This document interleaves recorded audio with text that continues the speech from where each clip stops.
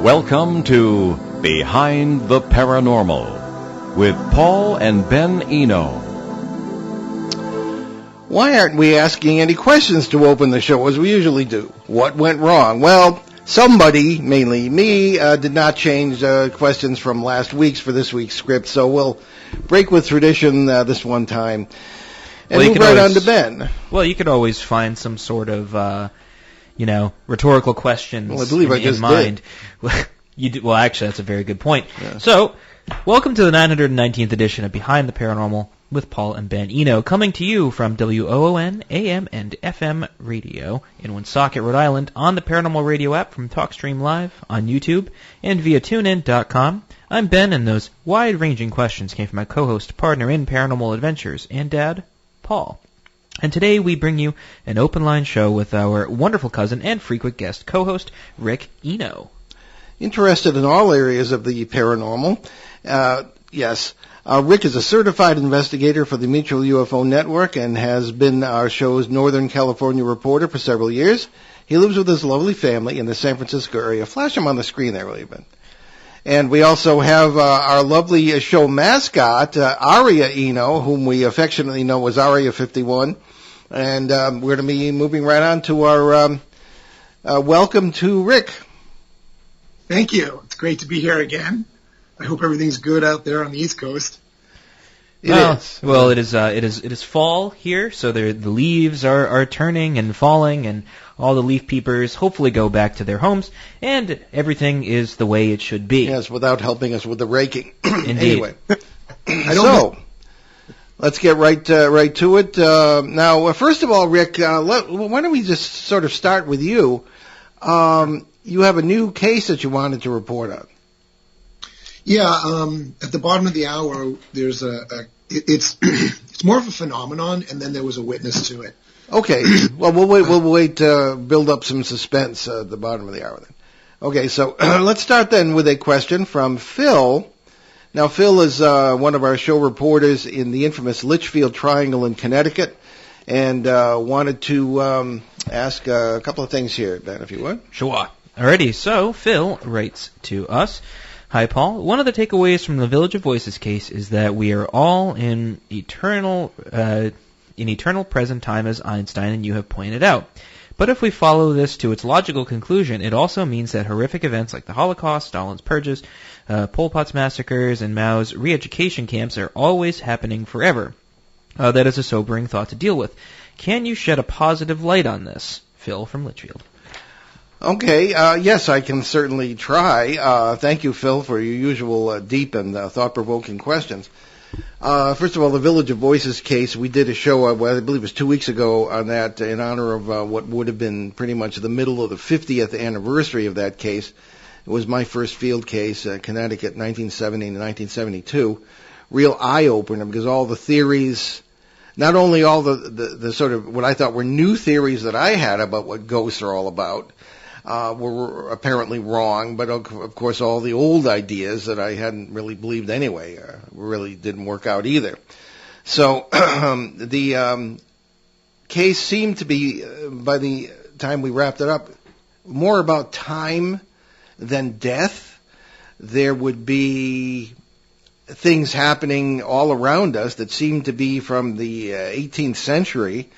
We ourselves at one point seem to have been caught in a time slip of some kind, and sort of astonishing those who were from whatever time it was who were picking up on us, and it certainly astounded us when we heard them talking and muttering, that sort of thing. It's all, if you want to listen to the show from 2 weeks ago, it's all there, as well as in some of the books I've written in sort of a full treatment of that case. So that's the case that Phil is referring to. And also that time, as in all of our cases, pretty much that we've seen, the way we interpret them is that there is no past, there is no future, there is simply now. And we experience this past future. Then this also refers back to Albert Einstein's special theory of relativity, published in 1952, that time is essentially coexistent, past and future, and that To move on to Professor Amit Goswami, who's been on the show, the sense of self that we have is an illusion. It's a sense of self-reference within this huge cloud of everything, okay? And that we have not reached the point in our evolution, and we're a very young species, where we can perceive all this without being considered crazy. And as I've often referred to, there were people I worked with in a pastoral capacity as a seminary student in psychiatric hospitals who seemed to be very much aware of this kind of world. I didn't understand it at the time, of these multiple worlds, of the multiverse, as we call it. And they were considered schizophrenic because of this. Some were aware of terrible worlds. Some were aware of very good ones, which gets to the next part of Phil's question. The terrible things that he refers to, the Holocaust, Stalin's purges, etc., all going on simultaneously. This gets into a point of view that I have written about too, and that's the complete, not only that all past and future are coexistent at the same time, but that all possible outcomes are out there in this multiverse also. Now, taken all together, it means that all the good things that have happened, both in your life and in the history of the human race that we know about, are there too, forming perhaps a great, elegant perfection. And people will come after me who think they know about their religion, and they'll hear that I studied in the seminary, and how can you say this? Well, I can say it, excuse me, because it is logical. And everything in the faith should be reasonable in the sense that it shouldn't be completely out of context what the whole human race pretty much has experienced God, or how the human race has experienced God. So you've got a complete wholeness, all possible outcomes, and in a complete sort of elegant whole, as we said. How could that be? Well, if God created the universe, he would have created the multiverse, because what we were always taught in the seminary, that the creation was a result of an explosion of divine love that could not be contained. God kind of had to create everything. And if God, whether you consider he, she, it, or them, had done this out of infinite love, why wouldn't the creation be itself infinite? And that's what seems to be the case here. So within this infinite creation, we have the combination of all things, which might make a perfect, elegant whole, all things coming together. And maybe I'm wrong about that. Probably am, but I like to think that that's the case. So all the horrors that have occurred during history are occurring right now, but also all the most wonderful things that could ever be possible that haven't even occurred and may never even occur in the consciousness stream in which we're conscious right now, are occurring too. So I think that there are far more, we've certainly found far more positive beings out there than negative ones. And I think that that the whole, even the Zoroastrians, everybody, a lot of these religions say in the end, good will overcome evil.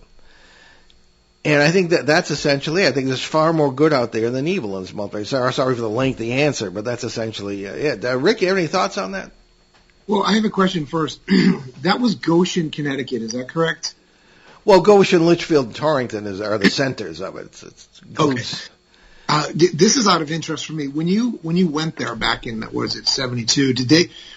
What did it physically look like in terms of the plant growth, any buildings left? Could you go into a little bit more detail about that?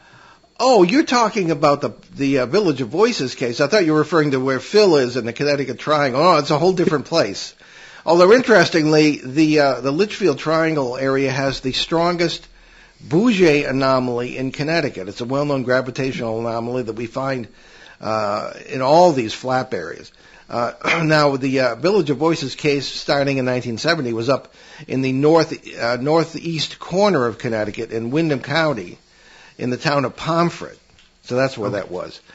The history of the place is that it was centered around two families, the Randalls, to whom we are related, we Enos, which I didn't know at the time, to the Higginbottoms, which is a very strange name, but it's a Welsh name.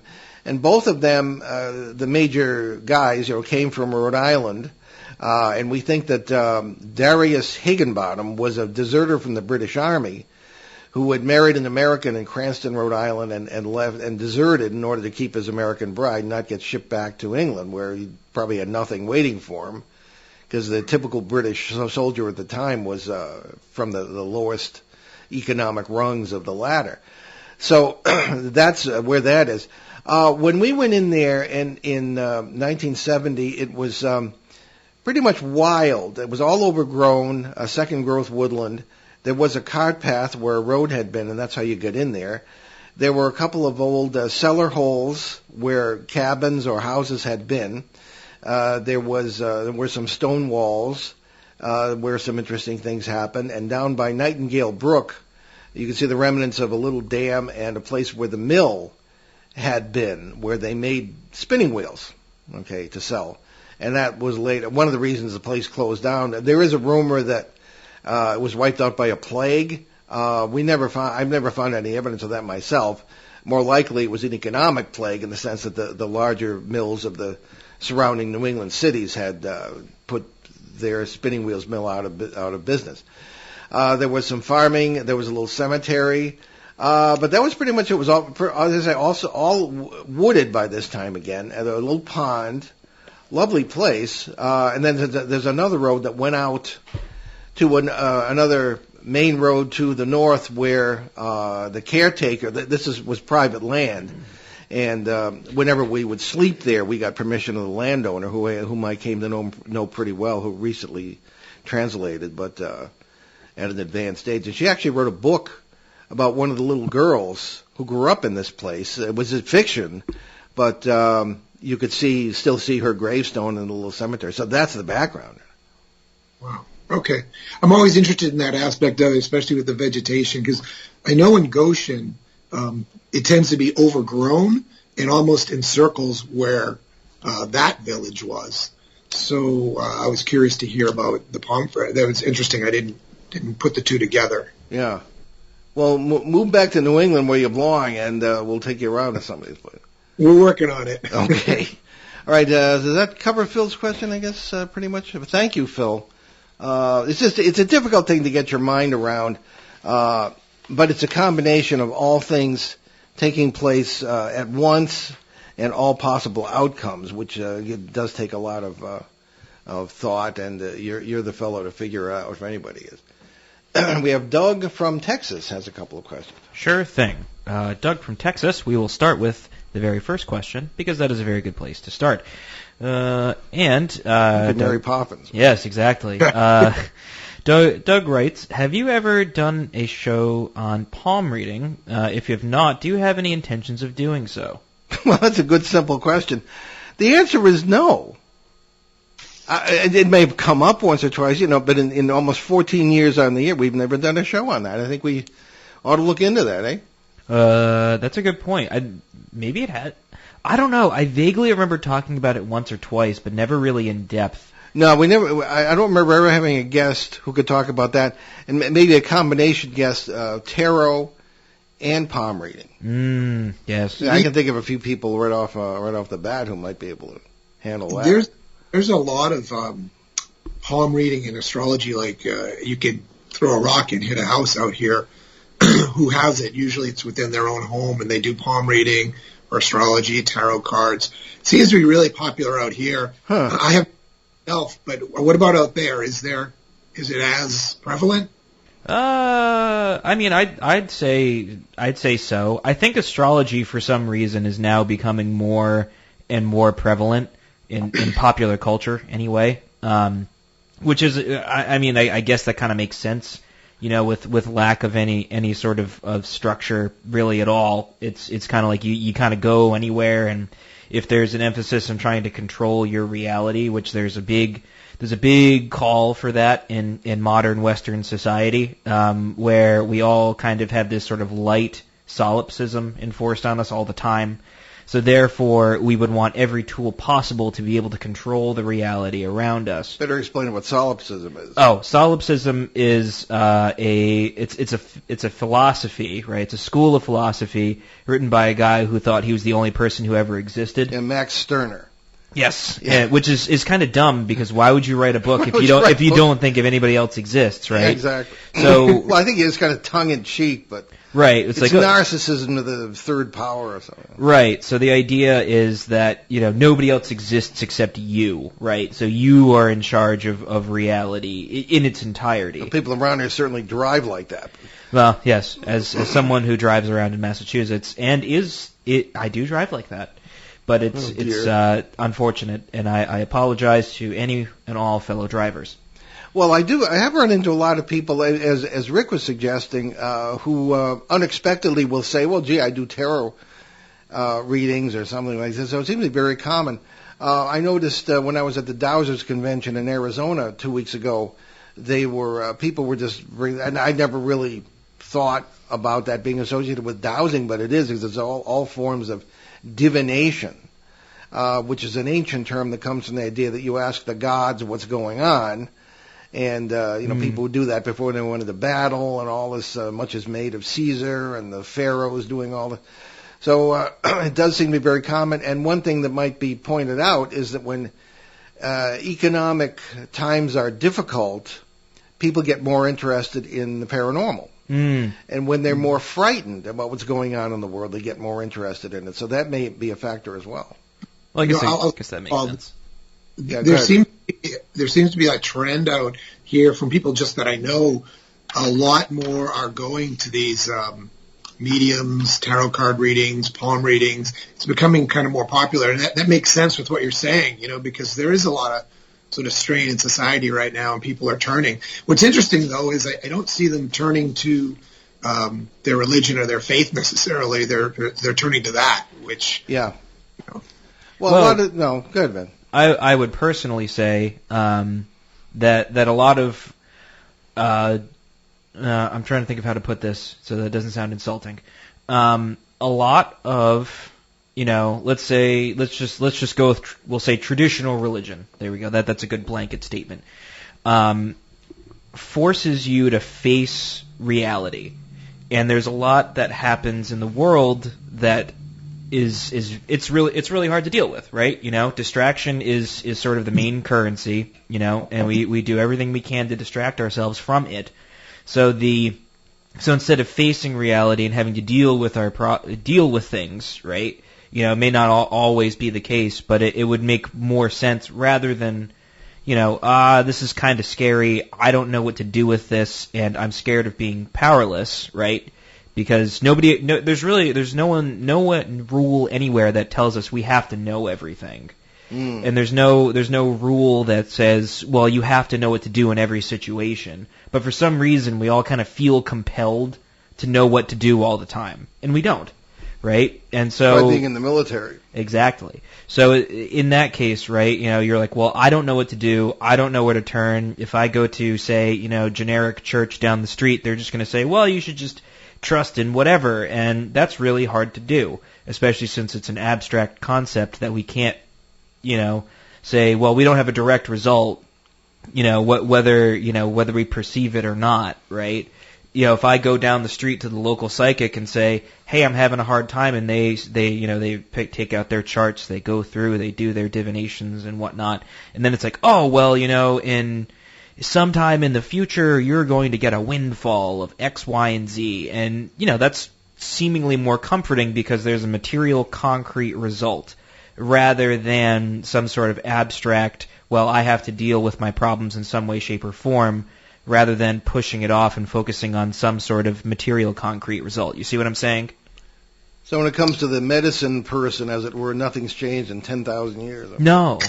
The one thing that hasn't really changed, despite having all these gadgets and all these fun things, is the human condition hasn't changed at all. We're still hunter-gatherers, biologically. That's what and that's what you wonder by progress. What is meant by progress? Because just we've lived in arguably the most violent 100-year period ever in history, right? And you wonder about what's changed? And there's nothing's really changed. Although we're told a lot of progress has been made, but yet we live in such a time frame that there hasn't been more war, death, famine, all these horrible things happening in human history. Yeah, you could argue it's because population growth, but at the same time, it's like, we're told, everything's getting better, getting better, getting better. Nothing has changed in the human condition. Well, you got to say Doug really got the juices flowing on that one. What's his second question? It all started with palm reading. So his next question is, could there be a correlation between recent solar flares that interfere with electronics here on Earth and the paranormal?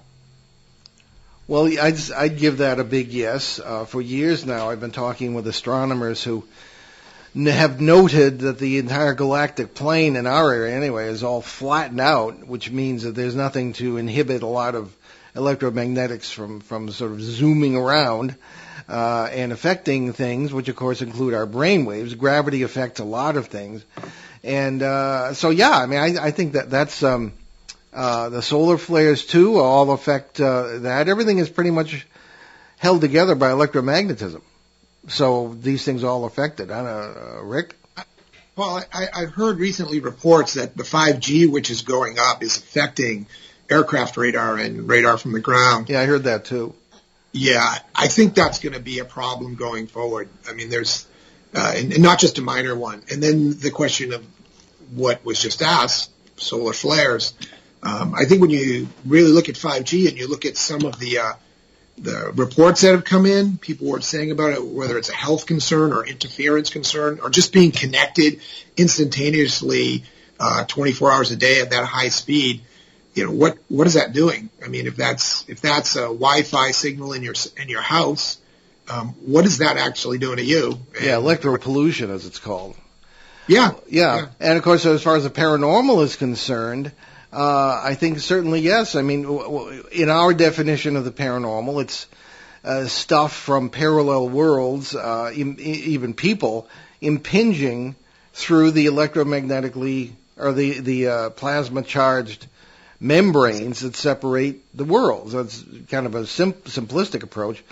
But yeah, I mean, since solar flares will affect anything electrical, it'll affect electromagnetics too. So yeah, I mean, you might be having more paranormal activity as the brains will thin or break in certain places or overlap, and you will see, Uncle Buzz, who died 30 years ago or something, and he's, so I mean, this is all how it seems to work. So yeah, I'd give that a big yes. You make a great point, Paul. Like, what does it do to the membranes that separate us? And it's a great sort of movie. We had too much 5G, thin the membranes. All of a sudden, all this stuff starts happening, right? But I wonder if that's where it's going to start to lead and see more incidents of paranormal activity, especially in those flap areas as they put up those towers. Yeah, it's true. One of the things too that there is a wrinkle in that, and I often wonder if we're hearing so much more about paranormal events for two reasons, other than the legitimate one you just mentioned.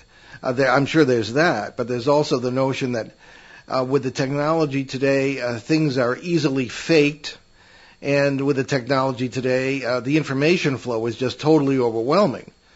So somebody sees somebody in the road running across the road at night, it's Bigfoot, and the whole world knows about it in a matter of minutes.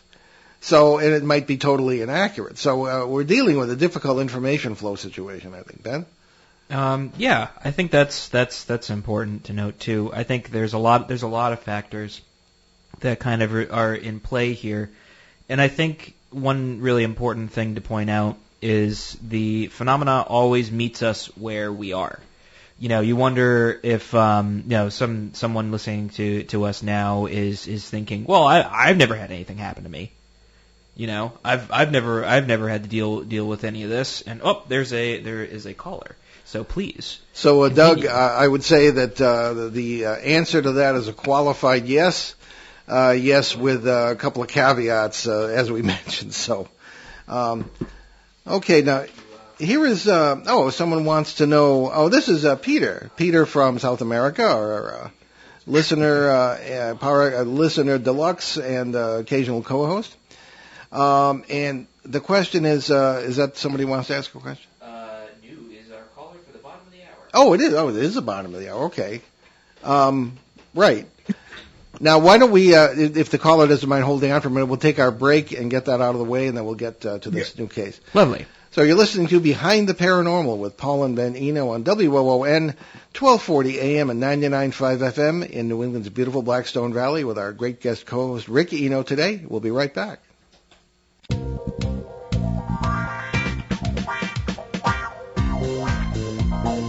The night is alive. Join us and take a walk on the weird side when you tune in to The Kingdom of Nye, hosted by Heather Wade, the finest in late night talk. Listen live free weeknights starting at 9 p.m. Pacific Time at thekingdomofnye.com, talkstreamlive.com, and the Paranormal Radio app.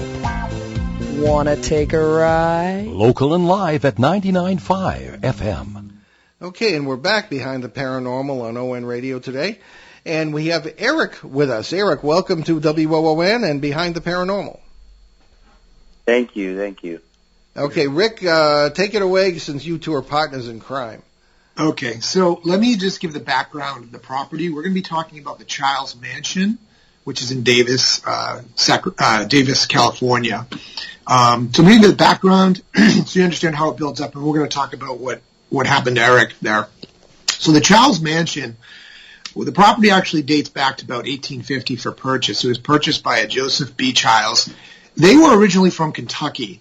I don't really know what they're prospecting, if they were a prospect or farm, but they built this 12-acre. They had this 12-acre purchase of property, and then the son of Joseph built this Victorian mansion, 15-room Victorian mansion. That would be William B. Childs and his wife Clara, about 1902.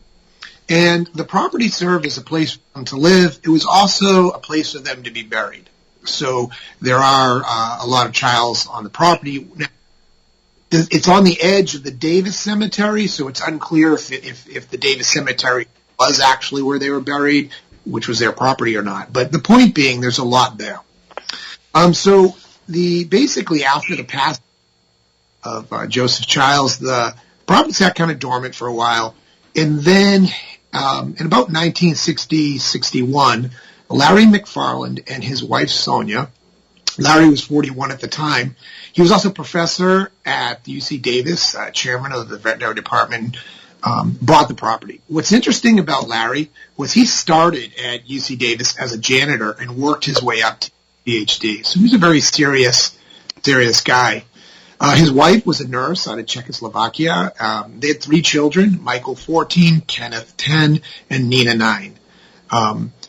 So the property was set. They restored the mansion. It was beautiful. They had lots of animals on the farm, and that's where the kids would love and play. And it was rumored that they were a very happy family. But apparently there was some strife in the family, and Larry had moved out. And then on April 7th, 1972, Larry made an unannounced visit.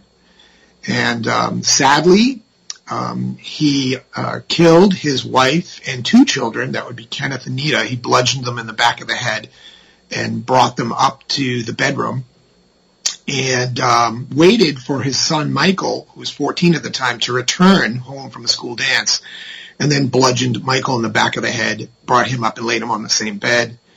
Then took out his shotgun and laid himself across their bodies and shot himself in the head. Now, what gets actually, from that grisly event, what gets kind of interesting is Larry wrote a will out where he said that if they couldn't be, they wanted to be together in life and death. So sadly, that sort of came to be, and he specified that all his belongings and the properties go to his mother. Well, after a long lengthy court battle, the mother of Sonia won the rights to the property and all legal rights, and basically she left the property undeveloped as a memorial to her daughter, her grandchildren, and even Larry, which I found interesting because I don't know that would have been my choice. But and then the property sat kind of dormant. The one stipulation that she made sure happened is that they were not buried together. So Larry didn't get his chance to be together with them in death and burial. So you've got to wonder what that might mean. Anyways, as we go forward, the property sort of fell into disarray, and in the 1990s, Rodney Robinson became a caretaker of the property. And then slowly over time, Rodney moved out, and it's been back and forth as to where it goes and what's happening.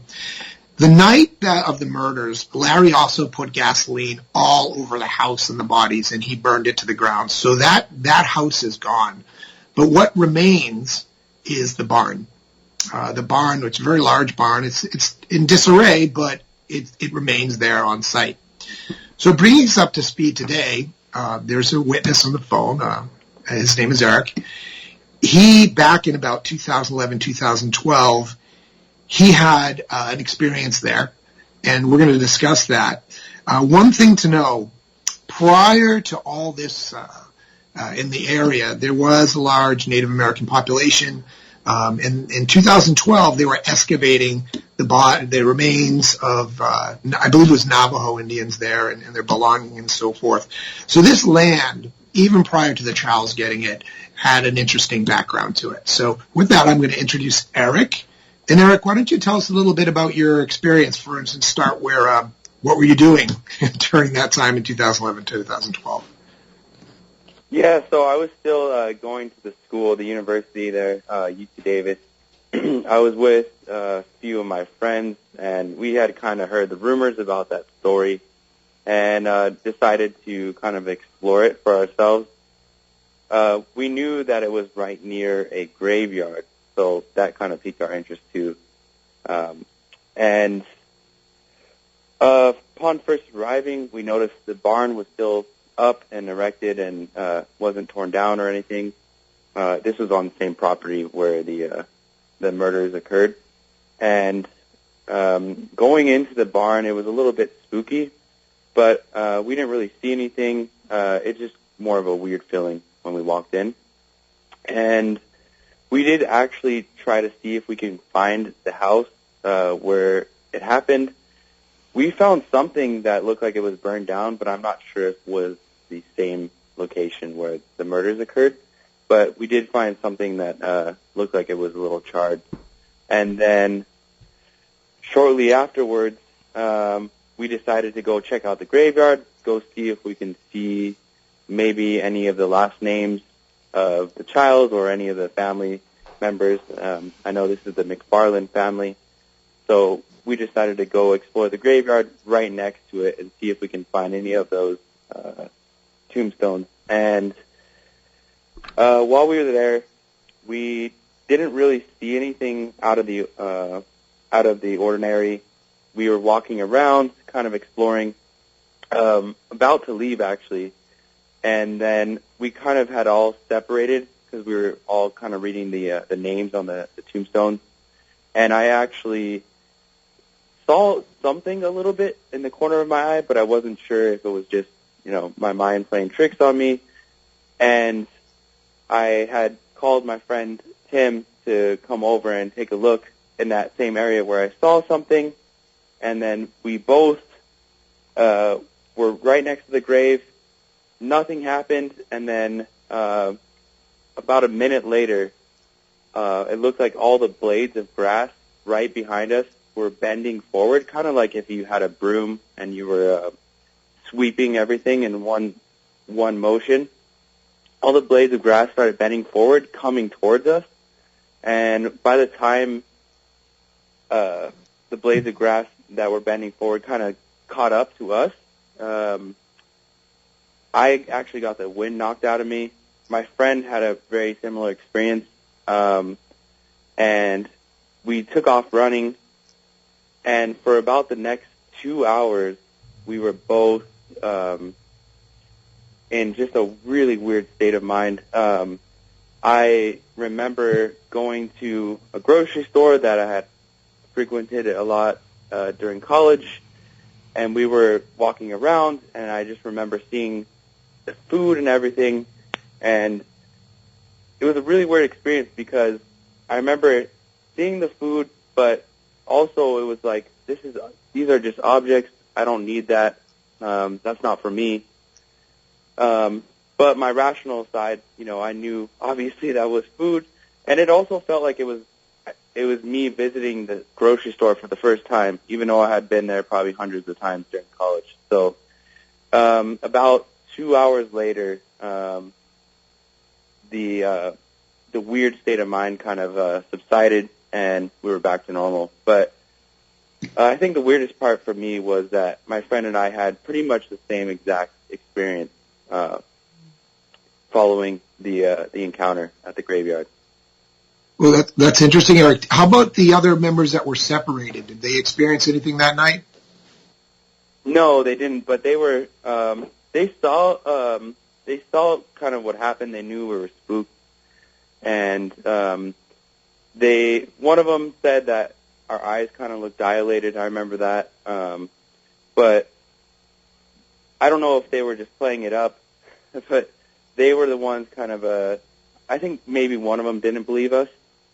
But yeah, our friends definitely saw that we were not normal and that we were acting a little strange, and then he said that, you could tell we were a little scared.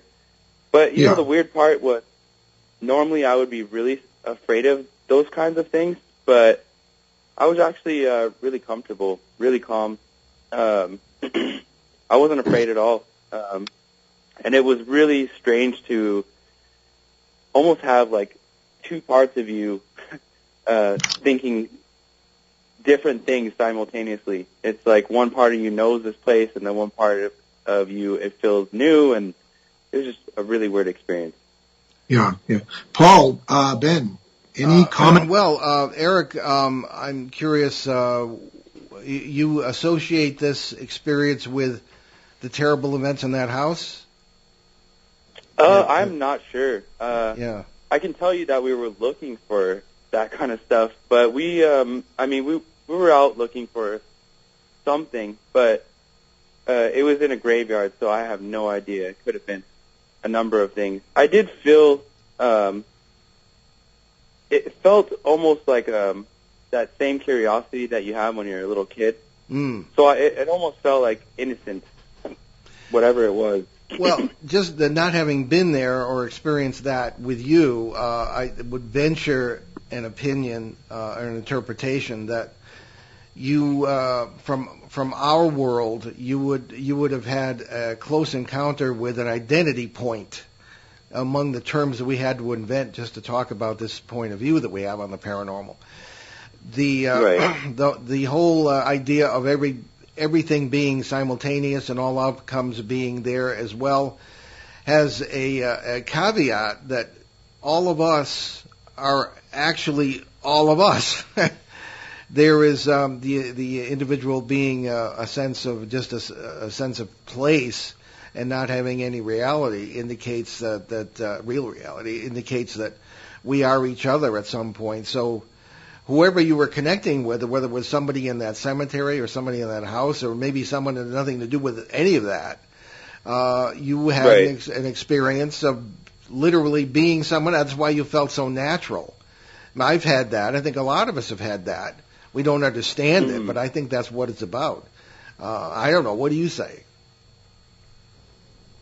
I think that's a little bit, I did feel like myself, but at the same time, it was like, it was a really strange experience because like I said, it seemed like it was a little child or something. Like I was just kind of back in that playful, curious mindset and that's looking through somebody else's eyes. Yeah. I mean, yourself, what does that even mean? I mean, you could be this little child at some intersect point and it feels perfectly natural and it's still yourself. I mean, that's it's kind of a whole new way of thinking. But that's maybe completely crazy or off the wall, but that's my opinion. Anyway, Ben, any thoughts on it? No, I mean I'm kind of in a bit of agreement. I think really, we weren't the ones that experienced it, right? There's an objective reality, there's something happening, and all we have is a subjective experience of it. So if you feel, this wasn't negative, you don't feel like harmed, now that you're looking back on it, Eric, do you have a different sense of the event? Has anything changed? Has anything changed since the event occurred?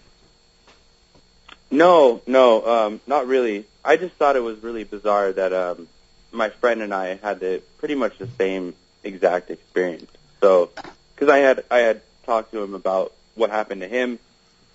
We were standing pretty much right next to each other when it happened. And, it's one of those things I feel like I could have chalked up to just being scared and letting my mind, my imagination go wild. But when I found out that he had this same experience, that's when it was a little bit weird to me. Yeah, no, I would agree with that. Have you had any other similar experiences at any point in your life? So when I was a child, it was so long ago, but I do remember vividly several times walking into a room in my house, and my dad had set up a net with a bunch of stuffed animals in it, and I, for some reason, remember grabbing on the side of that net, and just like something would lift me up, like almost like I was levitating. And I thought it was kind of just a reoccurring dream or something, but I do remember that it's a part of, like, I remember it exactly how it happened. I would just go in and then grab on the side, and it was fun to me as a child. And again, it was one of those things that I was like, oh, this is just a reoccurring dream. But I spoke to my sister, and I remember her being there in those distant memories, but she actually said she experienced the same thing. So that kind of gave me the chills a little bit too. Mm-hmm.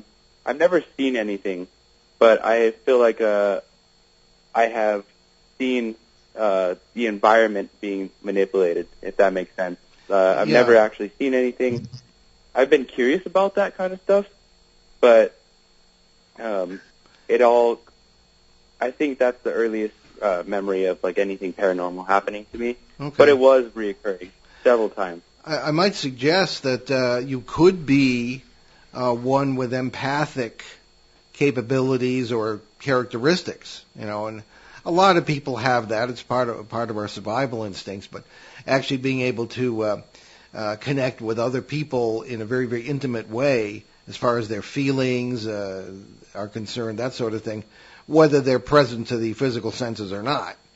So that's just another possibility. But okay, anybody else have any way to talk to Eric here in the sense of questions? Yeah. So I know that in parasitic cases, there's a host and they attach to it, and then the job is how do you get rid of that parasite from that individual. But in this case, it doesn't seem parasitic. It seems almost like a collision between what you just talked about, and it seems like, I don't know if it was the effect of the collision or it was something that was attached for a while. I'm not really sure how to break it down, but what I am saying, are there cases out there that talk about just what happened? Are there other situations, whether it's yourself or people reporting, they have this burst, they lost their breath, and now they have this feeling for a few hours of what's going on here? There's two people in my head, but it's very calm. Have you ever heard that before? Me? It happens every day. It's not unusual at all. People will dismiss it because it isn't quote unquote normal, whatever that means. So is it more of being aware of it? Yeah. Because I'm honest with you, with myself, my life is very structured, so I don't have these experiences. I investigate them, of course. But I know you do. I know Ben does. I know a lot of people that have these sort of extrasensory abilities. So, I mean, this is common? That was what you're saying? I mean, especially when you know, in my case, it doesn't seem like it, but I lead a rather quiet life in most cases, and practice a spiritual rule and meditation, things of this kind. And I think you're more susceptible to these kinds of stimuli when you have fewer distractions. So maybe it's legitimate, maybe it's not, but it does happen. So in Eric's case, with the blades of grass falling before him, That's I like the grass. Yeah. Yeah. I mean, does that seem connected, or is that just the wind blowing? Well, I meant to ask him, was there any wind?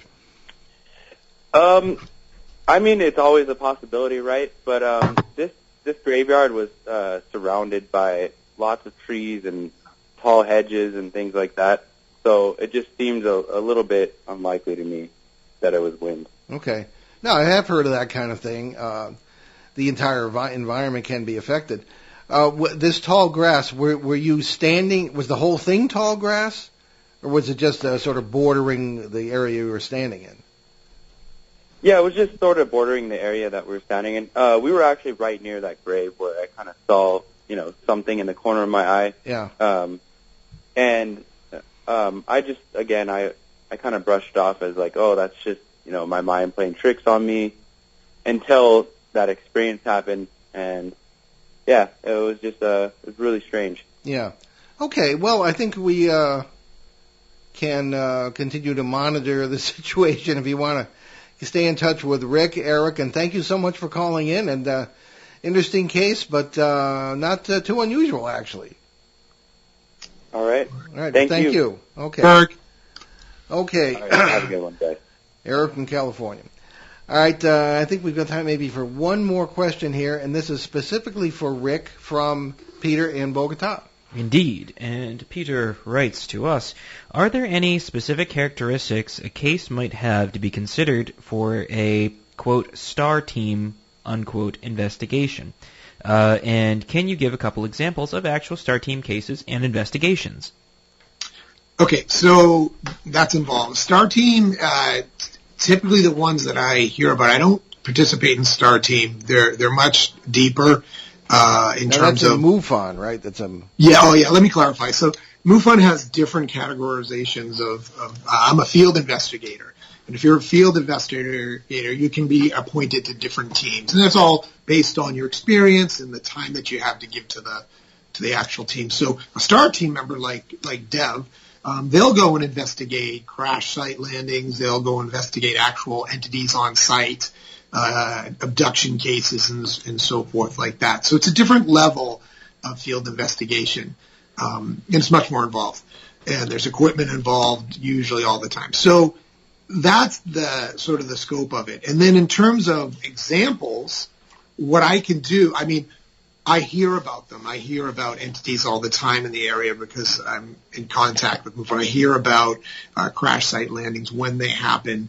But what I can do is maybe in the future bring in an actual star team case with a star team member to discuss what happened. I think you get a lot out of that versus me just sort of anecdotally saying, yeah, there was a crash here in Northern California, or there was an entity walking around in Redding, and so forth. So I'd be willing to do that. Yeah, well, one of your fellow guest co-hosts is none other than Kathleen Marden, who Exactly. was Big Cheese on the star team. Yeah, so perfect example.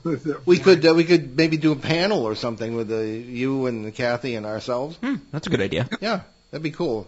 And let people write in. that seems to be a popular format. So, okay, is that all Peter has? There's one more question from Peter, and Peter says, Paul, you recently attended a dowsing conference. What interesting information can you share?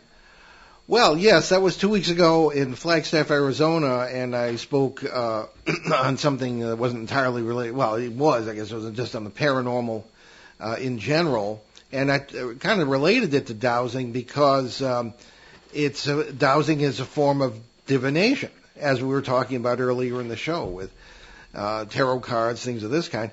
And the general opinion is that when you douse or do any of these other things, you're calling upon innate abilities within yourself that if that's the case, I would say is related to multiversal awareness, and you find what you're looking for. Now, I've actually used it. Ben, you barely remember our old place in Cumberland, Rhode Island. I have fond memories of the slugs. Well, we'll leave that for another day. But the slugs need water, and I had to find there was a leak in our underground water line. Oh, and also the train set. Yes, the train from Chicken City would bring the eggs from the chickens. I remember that this very, is quite a very place, fondly. folks. But you can look at Facebook. I've got postings on that. We'll leave that aside for now. But there would be a water line there that I wasn't sure where it was, and I used dowsing rods that I made myself just for the heck of it. I didn't know much about it. But sure enough, I got over the water, and then they kind of went out, on their own. I didn't do it, and I found the thing. We were able to fix the water leak. But of course, the first thing I could think of is the seemingly involuntary moving of the planchette on a Ouija board, which was not a good association. All right. On the other hand, I think I have never heard anyone, either with this conference or otherwise, not have a positive experience with this. I've never heard of any. But there were questions about its relationship to the paranormal and whether there could be anything negative with it. Now, I must say, I did not spend a lot of time at the convention. I was in Phoenix with Mom, your mother, and some relatives, and that was by way of a kind of a vacation, my first one in 9 years. And I just sort of took a detour, went up and spoke. So I was only there for one night and part of a day. So I wish I had participated more fully in the conference, and I think I will. I did join the Ozark Research Institute, and I'm not a joiner. I belong to MUFON, and I belong to the Ozark Research Institute, which, among other things, is a group of dowsers and they were all happy. They had a member from Rhode Island. I know. How often do you run into somebody from Rhode Island? Yeah, exactly, especially in the Ozark Research Institute. Exactly. So, anyway, I'm looking further into it, but I didn't have a chance to learn too much except what I just said about that. But thank you for the question, Peter. And I think we're pretty much coming down to the wire here, so we'll start our announcements. Indeed. So, on November 19th, as part of the Gallery Lecture Series at the Pine Bush UFO and Paranormal Museum in Crawford, New York, my dad, or both of us, depending on the schedule, will present an in-person program at Behind the Paranormal. Everything You Know Is Wrong, and that's at 8 p.m. We'll have more details on that next week. We'll also be at the New England Parafest in Kittery, Maine, which runs from April 10th to the 26th. That's in 2022. Not sure just yet when we'll be speaking and what the schedule will be, but we do plan to do a live broadcast from there as well. Yeah, that'll be good because that event hasn't taken place in 2 years. So, as with many others because of COVID. Has it been 2 years? Oh, it has been 2 years, hasn't it? Yeah. Wow. Same thing with the Leominster Con. Yeah, that we're looking forward to all these things that are coming back in 2022. Yes. Exeter UFO Festival and all that tremendous events. After years of technical problems, as we've been saying, all regular recorded radio broadcasts of Behind the Paranormal from CBS Radio, Achieve Radio, and here on WON AM and FM have been restored in the archives at BehindTheParanormal.com. Many of those are out also on the major podcast platforms, iTunes, Apple Podcasts, even YouTube, etc. But it's all the recent ones are there, but some of the ones farther back may not be there. You might have to go to BehindTheParanormal.com, and that's free. You can, as I say, in addition, our show has its own app now. It's very kind of bare bones, but it is free. What do you want for nothing? Right now, it's just has most of our past shows, and we plan to add features as we go as soon as I can figure out the software. Indeed, and it should be available at the Apple and Google online stores at some point. All the hoops you got to jump through, but don't forget. You wouldn't believe what they make you go through to do that. Well, they're just trying to make sure you're not trying to steal. Well, they think you're going to sell it. Well, yeah. So there are all kinds of tax implications. They're going to be.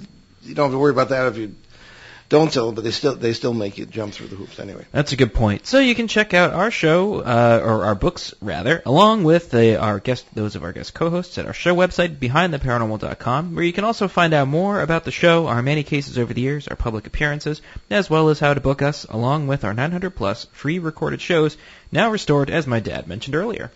And please check out our charity page at BehindTheParanormal.com.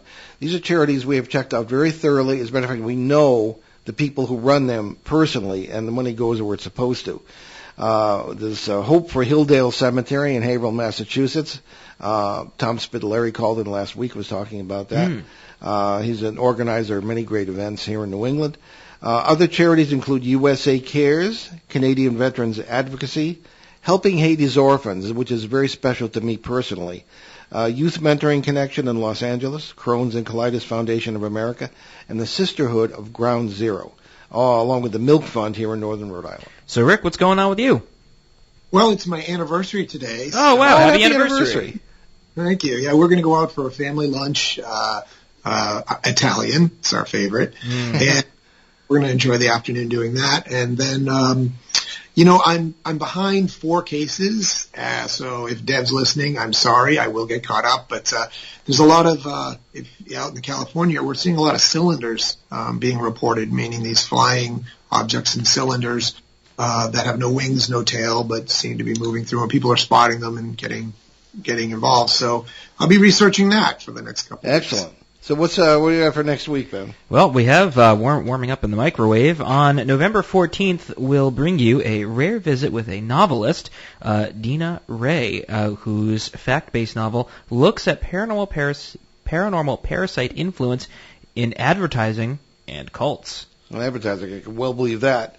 Well, no time for a quote. I'm Paul Eno. I'm Ben Eno. And I'm Rick Eno. Thanks for joining us on our great cosmic journey. And we'll see you next time on Behind the Paranormal.